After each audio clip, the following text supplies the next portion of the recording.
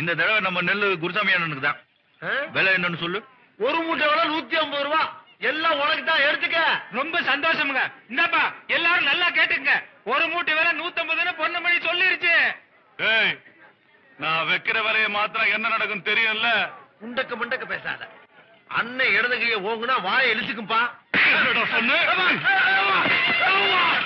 பொண்ணுமணி இடுப்பு உடைஞ்சு போச்சு. பொண்ணுமணியா ஐயோ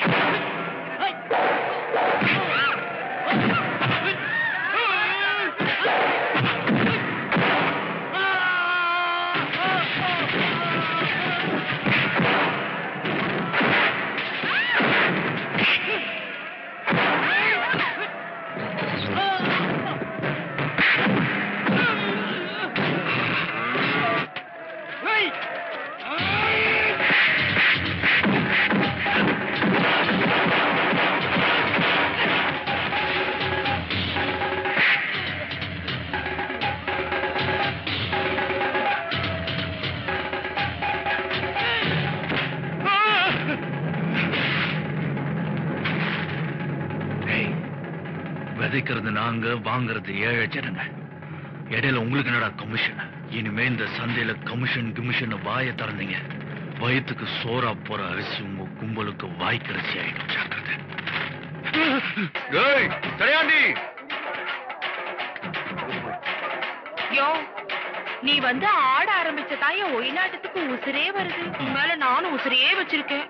என் கூட சேர்ந்து ஒரு ஆட்டம் போடக்கூடாது ஐயா? திருவிழாவே களை கட்டிரும் இல்ல? கட்டும். இத பார், என் கூட ஆடுற உரிமை என் சிந்தாமணிக்கு மட்டும்தான் இருக்கு, வேற யாருக்கும் கிடையாது. தெரிஞ்சுக்க. தொடர கிட்ட வேலை வச்சுட்ட, இங்க நடக்கிறத வேற. ஆமா, என்ன நடக்கும்? கல்யாணம் தான். நீயே அப்பனா தெல்லாத பையா. போனா போட்டு உனக்கு கல்யாணம் வச்சிடலான்னு பார்த்தா உன் கையை பிடிச்சி சொல்லு. நான் தான் தங்கி வச்சுனேன். யோ, அதான் என் அண்ணனே சொல்லிருச்சு. இன்னும் பேசாமே நிக்கிறிய? வாயா.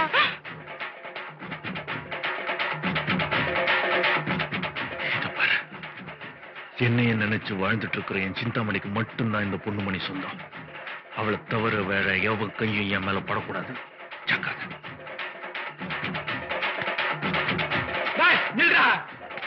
சிந்தாமணி வாய்க்கிலேயே பேசுறியா? அவ என்னதான் பட்டாளத்துல எவன் கூட படுத்துட்டு இருக்காளா?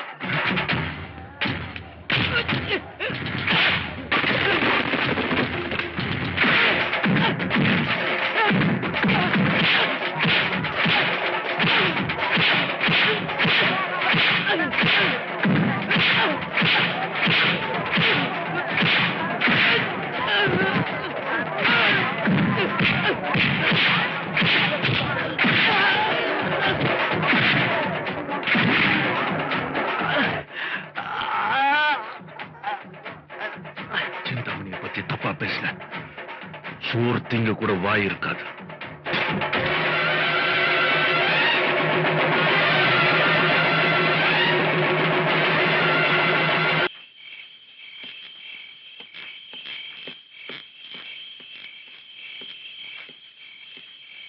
நேரத்தில் வர சொல்லி இருக்காரு.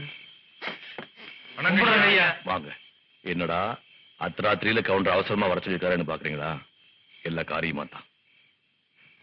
என் பொண்ணு சிந்தாமணிக்கு உடனே ஒரு மாப்பிள்ளை பார்க்கணும். ஏழை வாழைக்கு என் பொண்ணை பிடிச்சு கொடுத்தா சொத்துக்கு ஆசைப்பட்டு நாளைக்கு ஒண்ணுங்களை கொண்டு பண்ணிடுவான். அதனால கொஞ்சம் வசதியான வீட்டு பையனாவே பாருங்க. எண்ணி 8வது நாள் இந்த கல்யாணம் நடந்தாகணும். புரியுதா? ஒண்ணு மட்டும் ஞாபகத்தில் வச்சுங்க, இந்த விஷயம் மாப்பிள்ளை பொண்ணு காது கட்டக்கூடாது.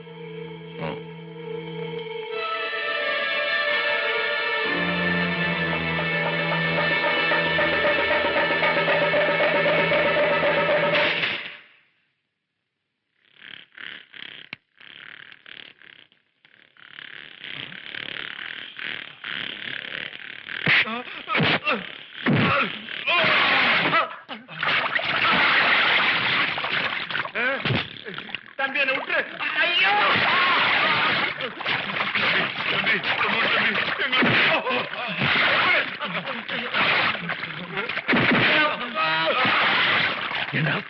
என்ன தைரியம் இருந்தா சிந்தாமணிக்கு மாப்பிள்ளை பார்க்க போனீங்க?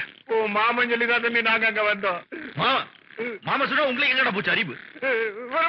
தம்பி இனிமே எவனாவது வீட்டு பக்கம் மாப்பிள்ளை பாக்குறேன்னு வந்தீங்க, அவனா பகுந்து எருக்கன் செடிக்கு பதிலா உங்களை உரம் போட்டு மெரி மெரின்னு வச்சு நாத்து நட்டிடுவேன். ஜாக்கிரதை.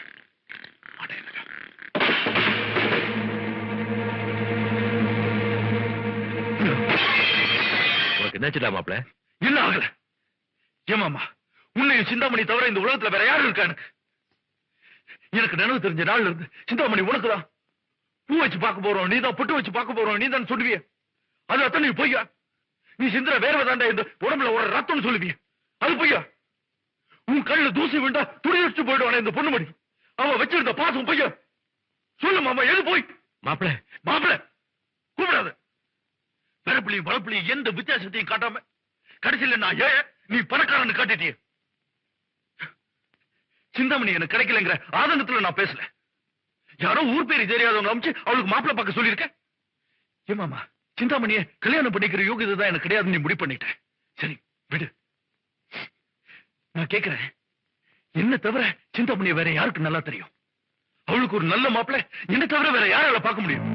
அந்த தகுதி கூட எனக்கு கிடையாது. சொல்லு மாமா, சொல்லு. ஏன் பேசாம இருக்க?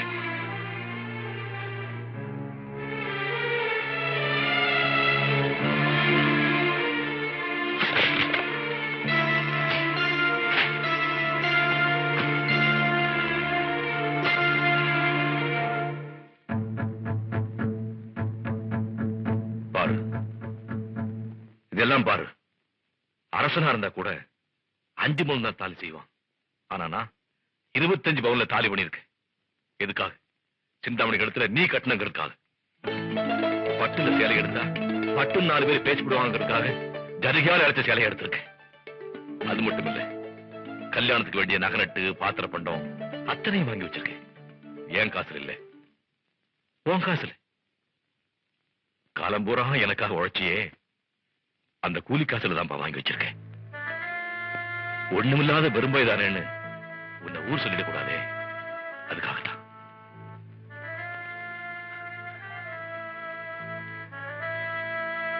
ஏன் மாமா, இது அத்தனையும் வாங்கி வச்சுட்டு மாப்பிள்ளைய மட்டும் ஏன் மாமா மாத்திட்டேன்? ஏற்கனவே ஒரு கண்ணு போயிடுச்சு, இப்ப இன்னொரு கண்ணை குத்திக்க சொல்றியா?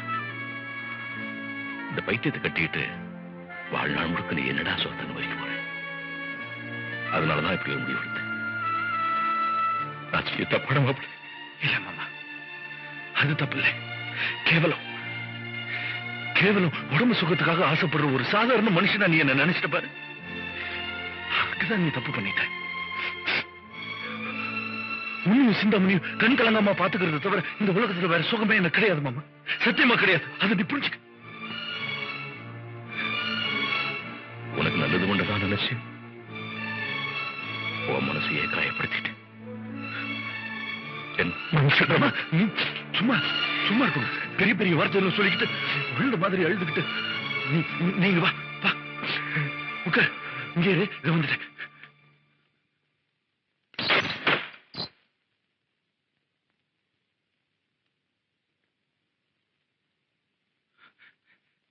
இந்த கட்டிவிடு.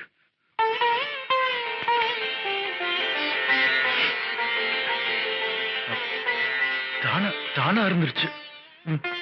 கட்டிவிடு.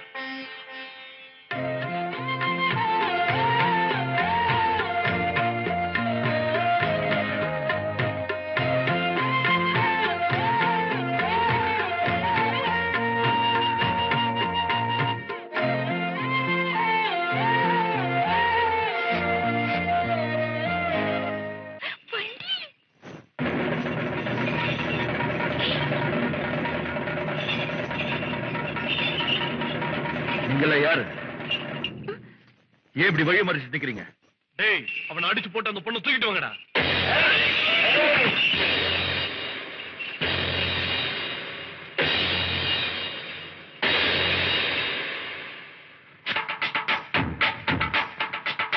இந்த மணி நீ வர.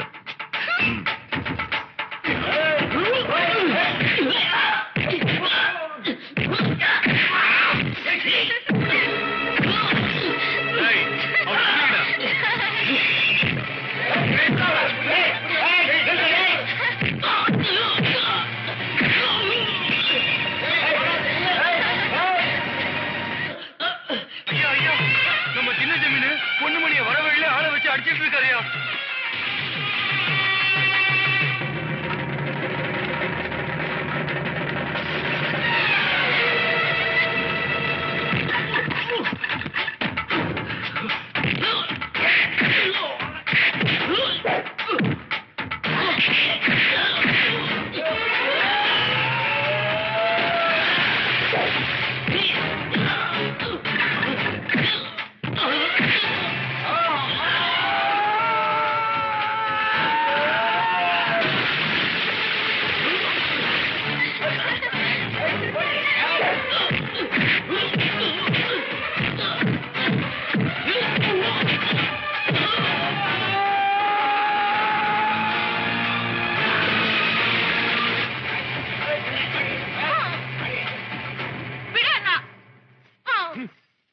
ஏண்டி, நான் தொட்டவளுக்கெல்லாம் தாலி கட்டணும்னா எத்தனை தாலிடி கட்டுறது?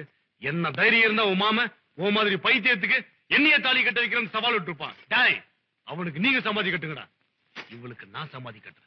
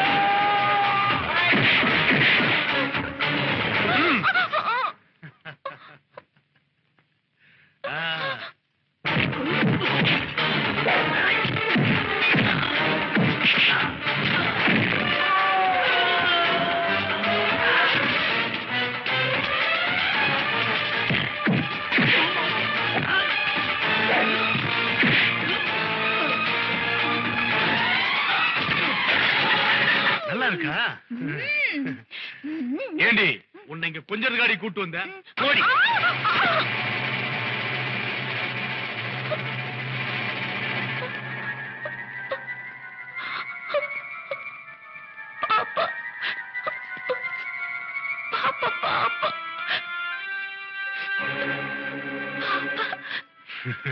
கிறுக்குத்தனமா தான் மாங்காய திங்கிறேன்னு நினைச்சேன்.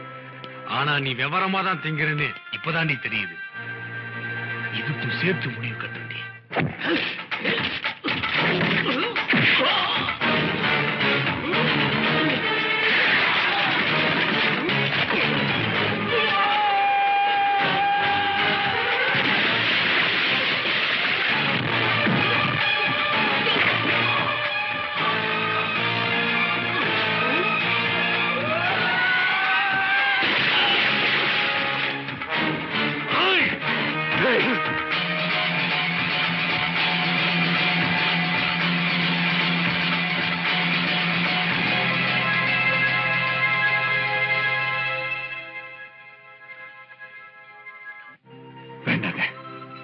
வேண்டாம், சிந்தாமணிக்கு ஒரு நல்ல வாழ்க்கை அமையணுங்கிறதுக்காக தான் நான் இவ்வளவு தூரம் கஷ்டப்பட்டேன்.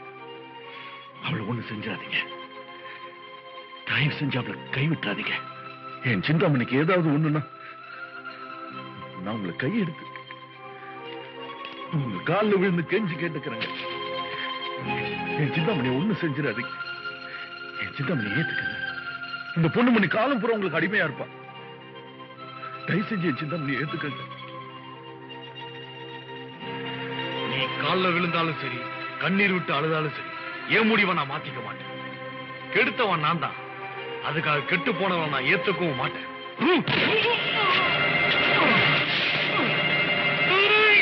கெட்டு மேளம், கெட்டு மேளம், கெட்டு மேளம். ஏய்